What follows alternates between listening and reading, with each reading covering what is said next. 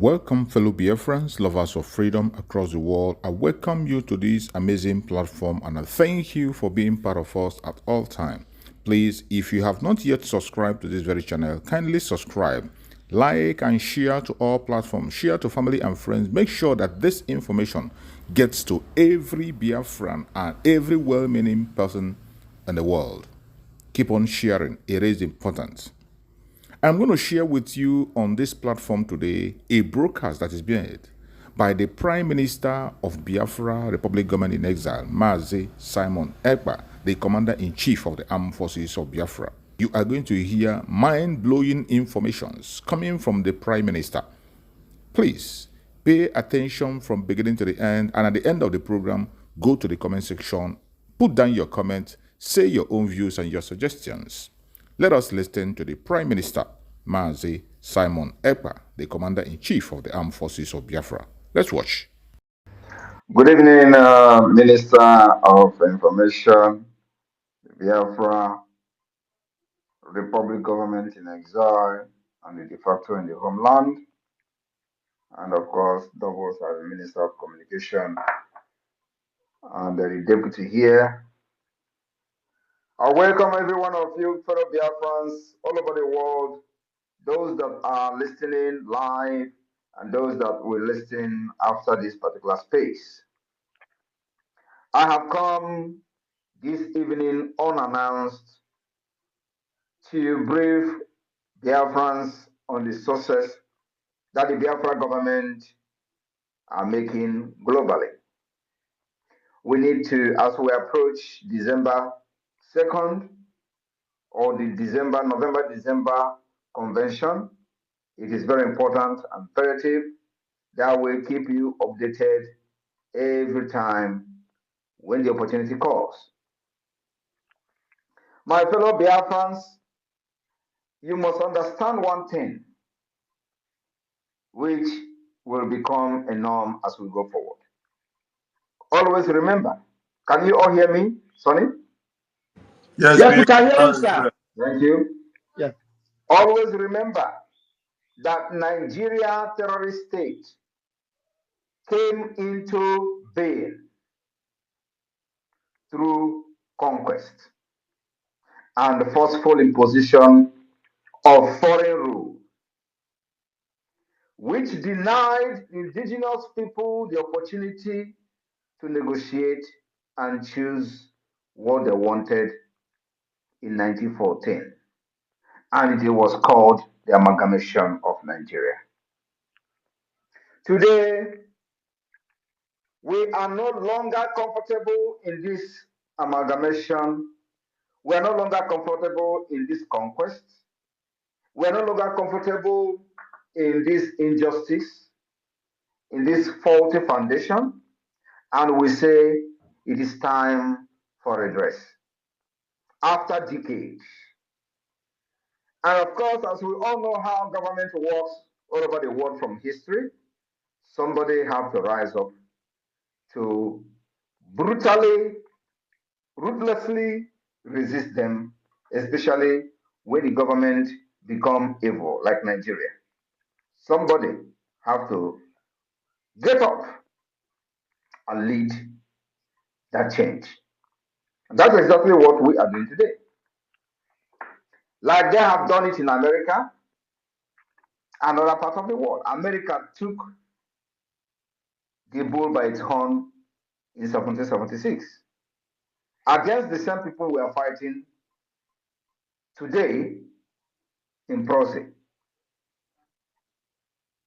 And that's exactly why it is important that you know the diplomatic wave of the Biafra government today. In the past weeks, the Biafra government has met notable decision makers in the United States, Washington, D.C., on a diplomatic consultation over the Biafra coming declaration in Finland. And of course, this consultation continues, including consultation with the high-level individuals across Asia, and of course Africa as well. Like you all know, last week, the officials of the Biafra government met with dignitaries, policymakers, decision makers, including the Speaker of the House of Representatives of the United States of America. We will continue to educate them on the need for Biafra to become an independent state. We will continue to educate them on the need to support the declaration of Biafra.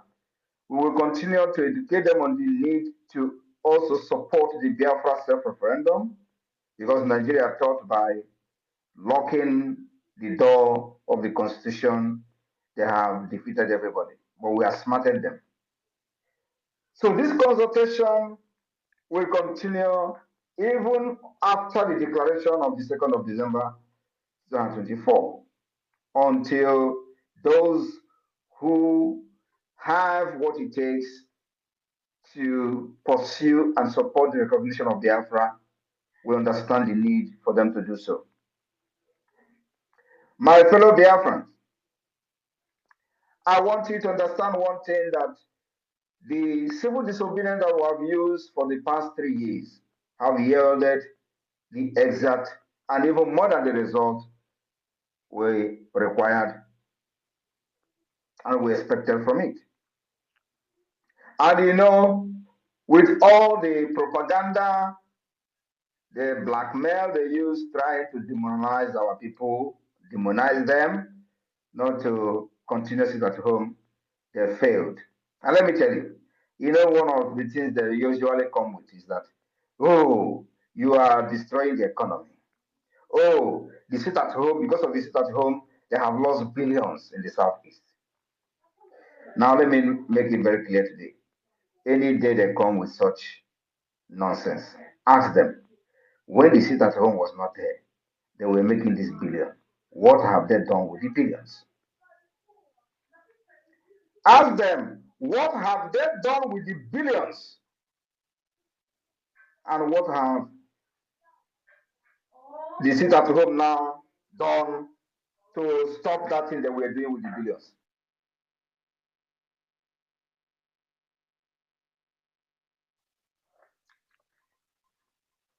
Ask them, what have they done when the sit at home was not there and they were generating these billions?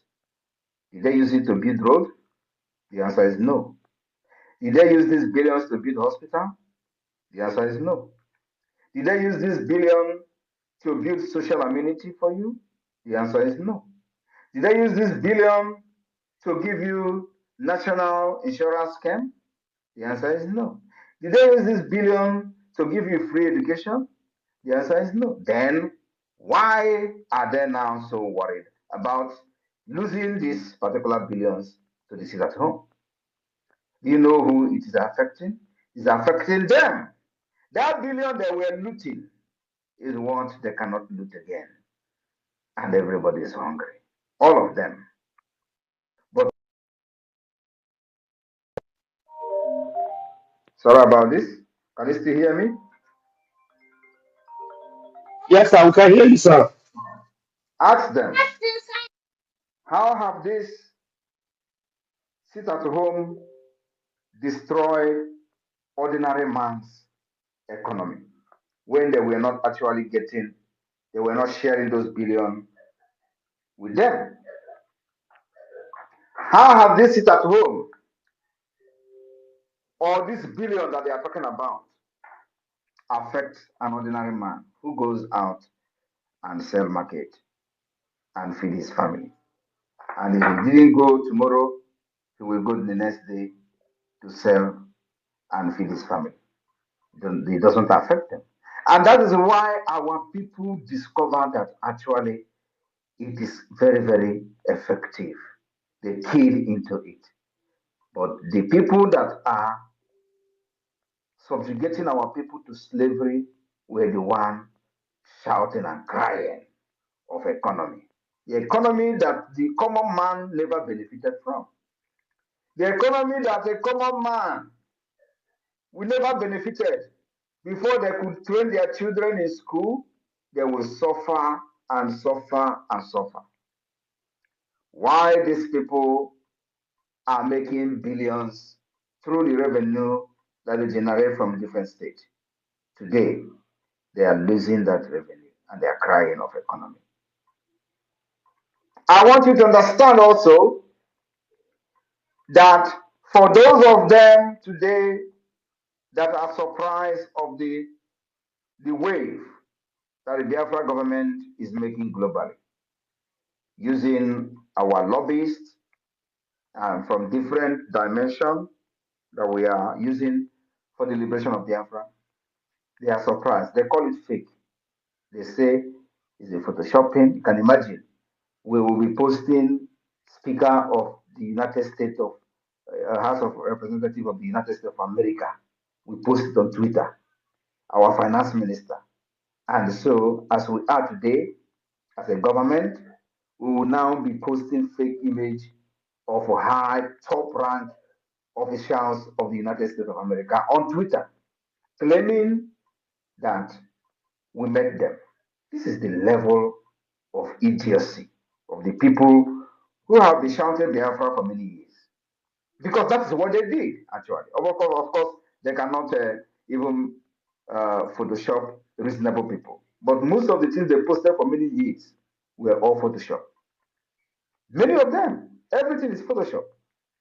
The Photoshop that I said I'm going to bring sheep, they use it to feed their ego, feed themselves on social media.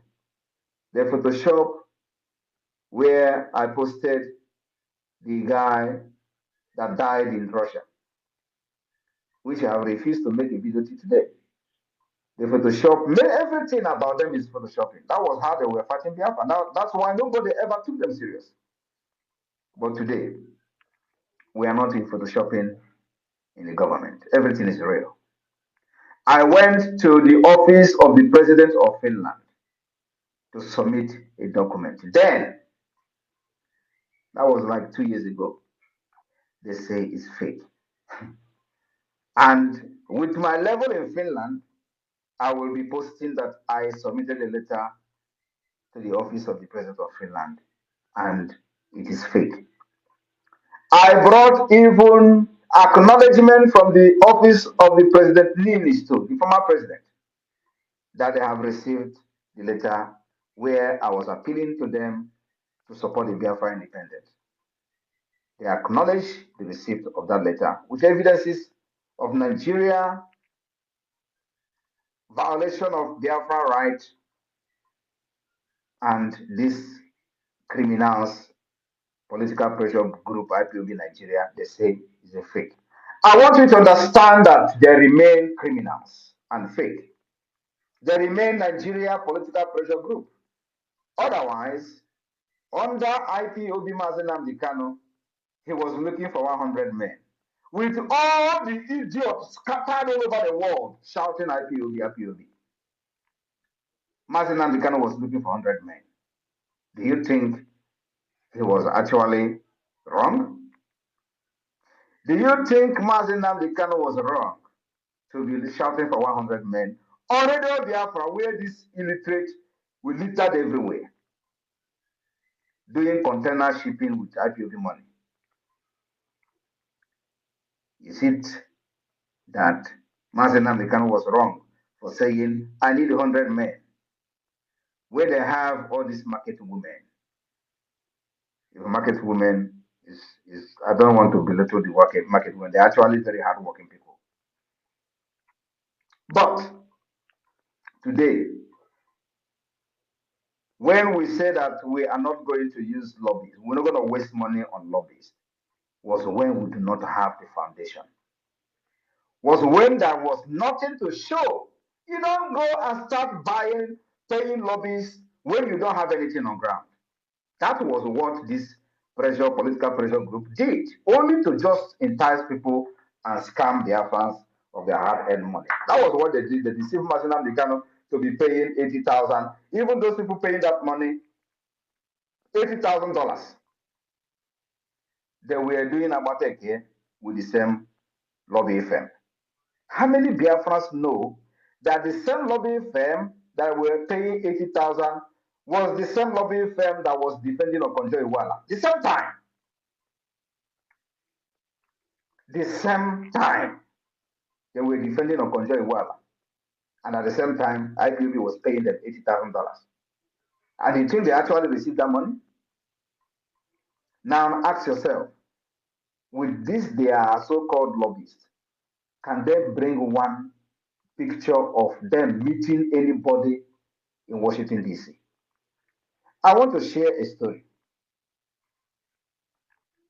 The reason the $80,000 lobbying firm, whether they actually paid that money or not, the reason why that particular agreement was revoked was because of Okorafo, Uchenna. Uchenna Okorafo, the secretary to Onyendu, wanted to be part of the meeting of this lobbyist. And she participated in that meeting few times. Do you know who is the chairman of the lobbyists like representing IPOB? Do you know? Now let me tell you. The person who was in charge of the IPOB lobbying group is called Ogbuehi. Ogbuehi that doesn't know nothing in America. Ogbuehi was the one in charge of from the IPOB group. Ogbuehi was the one in charge telling the lobbyists that he is the representative of the IPOB. Uchenna Okorafor went to the meeting several times. Ogbuehi will sit there and say nothing. In fact, nothing was being said, nothing was being discussed. That Uchenna Okorafor wanted to raise an objection that this payment of $80,000 or whatever they were paid, that the money is being thrown into ocean. They started fighting her. This was happening, bam! And Onyendu was kidnapped. Now, Oyibo came on board. Giddy. He hired another one they call Allen White. We did the shambolic agreement. He started paying $60,000. In this time, I was the one preparing documents for Allen White. I was the one, Simon Ekpa, was the one preparing, filing annexes, evidences of the Nigeria human rights violation against Biafra. I was the one compiling documents day and night. I didn't sleep. But they were the one receiving $60,000. Nothing. The first annex, I filed it. The second annex, I filed it, working with somebody in Strasbourg. I am sharing this story because I don't think I've shared this story ever. At the point, I questioned why 60,000 is being paid, because I am doing this job by writing and compiling these evidences as an annex. I will do it. They will tell me to do it again. I will do it, and they will have some kind of proofread these annexes up to 5 times. I will not sleep to make sure that these annexes met the standard requirement of the ICC. At the end of the day, they will pay them $60,000. I begin to question Oyibo before she begin to say, okay, now maybe we are going to stop paying them. Why am I telling this story? Then I said, we will never hire lobby. We will do this ourselves until further notice. Because you don't hire lobbies when you don't have any structure. You don't hire lobbies, and what are they going to be telling the people you are meeting? Oh, that you are from Biafra land, you are fighting for freedom. What exactly are you going to show? To show how serious you are. Discussing with the people if you actually have the opportunity to meet the people, what are you going to present to them? That you are carrying flag on the street? Is that what you are going to present to them? Or that Nigeria is killing you? No! I know what I am doing. I have the template to get there. I said nobody will hire lobbyists until the right time comes. And the right time is when we have put every structure in place, including the government institution, which includes the Biafra Liberation Army, Biafra forces. These are part of the government institution that must be put in place. Because as we are doing this, we will not sit down and watch Nigeria kill our people and to use their picture to go to the ICC. No, we will defend ourselves as much as possible. Then we decided to start preparing for the defense of Biafra. If you remember, we started preparing for the defense of Biafra. Then the Biafra government in exile came on board. Before then, a lot of things that happened on the ground. Yet, we decided to have the first ever convention, first ever convention internationally. Ever, first. IPOB Nigeria never did it. First ever international Biafra convention where declarations were made, where alliances were signed, and it became part of the history of the struggle. After that, we begin to put in place all the institutions of the government, department, ministries. We begin to appoint ministers, cabinet members, and all that. And of course, we begin to officially defend ourselves, engaging the Nigeria terrorist army. Head on, iron to iron, gun to gun, and they are hearing it. Now, after we have achieved all these things, we also did not just achieve them, we also defined the Biafra map. Because if you want to go and do lobby, the people that you are going to meet, if they're actually serious and real, they're first of all going to ask you, where is your man? That question that I've been asking all this while is actually the right question from the wrong people.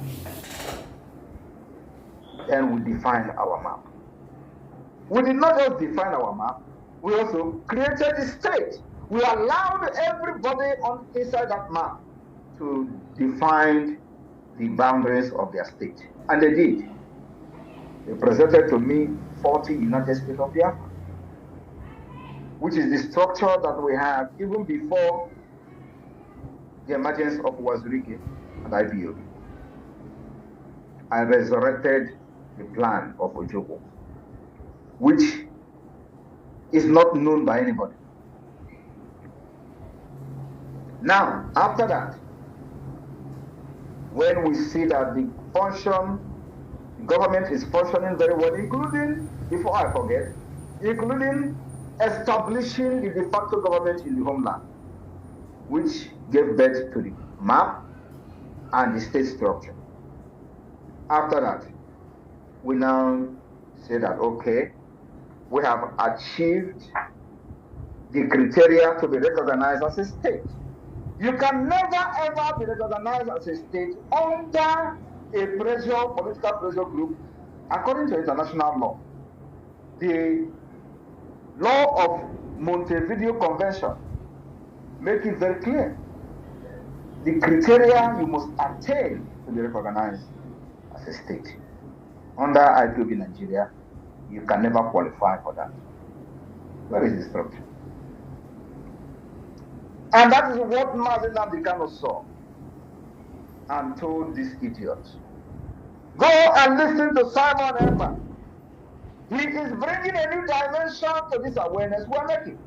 Now look around yourself. Will you say there is no new dimension?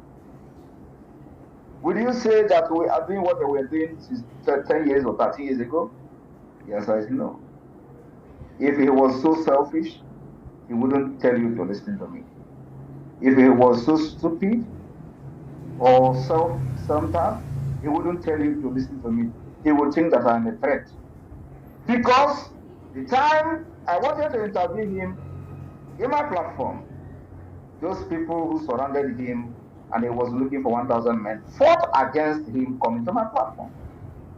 And he was like, are we still fighting for Biafra? Or is there something they are protecting? If you see somebody that is better than you, bring him in. That was what Mazina Nikano did. They were saying, don't go, don't go, don't go. That night he was on call, or everywhere they are in the world, they were calling him. Don't go, don't appear, don't appear. Mazina Nikano was like, are we not fighting for Biafra again? Why they were calling him on phone? I was on the phone also with Uche Okorafor's mother. And I was listening and hearing Mazina Nikano on the phone. Don't go. He didn't take oath. Oh, that guy is a traitor. They have given us information from Finland. What information did they give to you from Finland? The information that Simon Ekpa is somebody in Finland.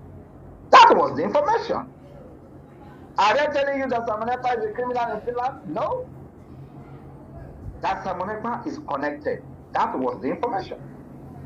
And for that reason, he will hijack everything. That was the information. But did he actually come to hijack? The answer is no. Mazina Nikano saw somebody who will change the face of the agitation for Biafra. And he was happy. And today, that thing he saw, me, is manifesting.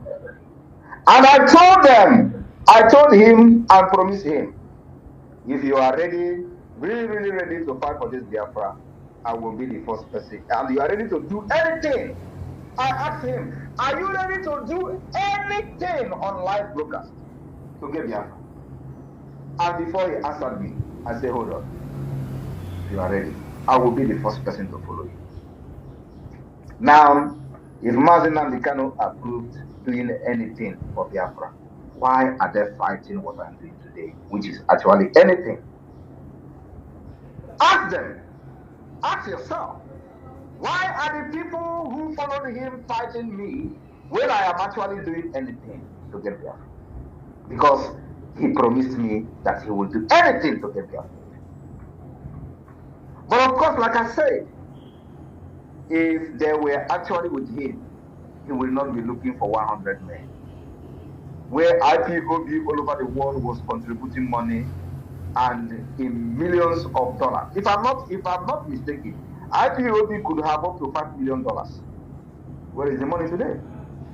There is nothing, absolutely nothing to show for it. When we took over this agitation, now in liberation, there were no guns, not even AK-47. Everything you see Biafra Liberation are using today, we bought it from scratch. We did not snatch gun from the terrorist army. Under IPOB, they were telling them to go and snatch gun. We did not snatch gun. We buy every single gun you see them using today. And of course, minus those ones we are manufacturing by ourselves. And it will continue like that. Then when we have decided that now we have met the requirement according to the Montevideo Convention to be recognized as a state, it is time to bring in the lobbyists. Because when you see them today, they say, oh, is he not the one who condemned lobbyists? Is he not the one who condemned IPOB saying he's not going to hire them? Why should I hire lobbyists as a political pressure group? Now that you that have hired lobbyists and paid 80,000, which you did not actually pay, as a matter of fact, what did you achieve? Can you show me where the lobbyists arrange a meeting for any IPOB member in Washington DC? The answer is no. Because the money, some of the money we have actually never paid to them. But the people who were seated as the committee, which where he was leading, they know what happened to those 80,000 every month. Today, how much are we paying? We are paying $10,000 every month to lobbyists. And look at the result.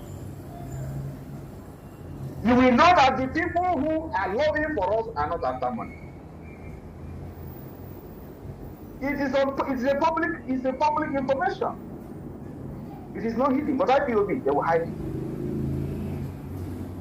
Or IPOB Nigeria, not even IPOB Nigeria. They will hide it. They say, oh, we don't want to. You see them telling you, oh, you are exposing your lobbies. Why should we be hiding what we are doing for a nation, for a country, for independence? You don't need to hide it. And of course, now that we have met the requirement according to the Montevideo Convention, some of them don't even know what is Montevideo Convention. They are just shouting, oh, let us go outside and protest. During the time I interviewed Mazi Nnamdi Kanu, I read the Montevideo Convention and he was shocked. He was shocked. I want all of you to go and watch the interview I had with him. He was shocked when I read the Montevideo Convention to him. Because I don't think any other person among them knew actually what is Montevideo Convention. I read the Montevideo Convention to Mazi Nnamdi Kanu, and go and listen to that interview and listen to the comment he made after I read that convention to him. He said, wow, you never knew that I knew this. I want you to go and refresh your brain. Watch it. I came to this Biafra prepared. I said that no, after me, I will handle freedom to the new generation. Nobody will fight for freedom again of Biafra land. That is what I'm doing. It does not matter. I said I will turn to a beast and still Biafra will come. So if you think that you have seen half of it, no.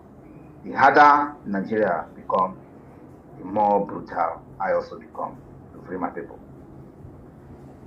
I want you to understand that now that the Biafra government has met the requirement according to the international law to be recognized as a state, that is where our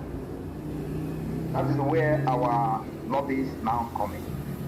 So everything we are doing, you are going and presenting who you are to the people that can influence the recognition of Biafra.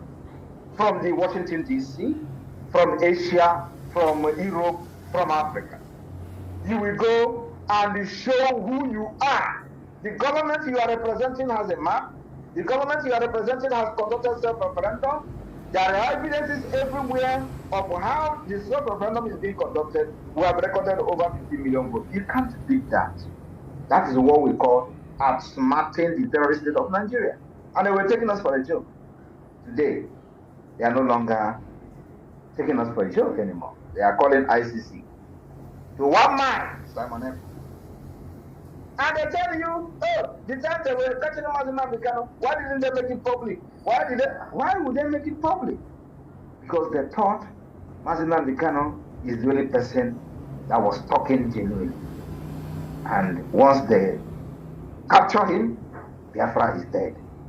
And of course, they celebrated the kidnap of Mazi Nnamdi Kanu in Abuja, including the one some people were kneeling down thanking God in Lagos. Oh, they came every now and then to grant national interview on national TV that Biafra is dead. Let them see how they will rise up again.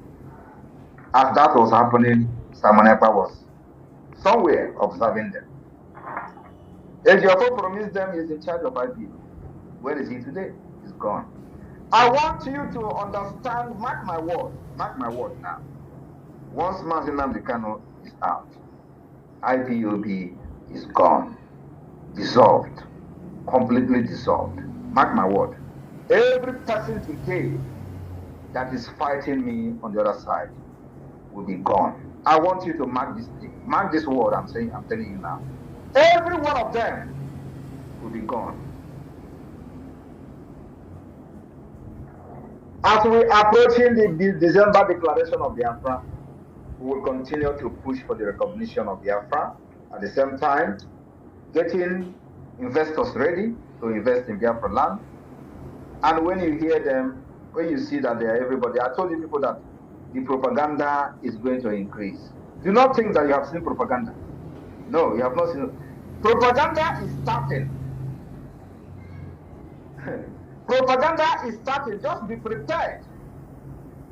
Somebody like me, I am already cooked.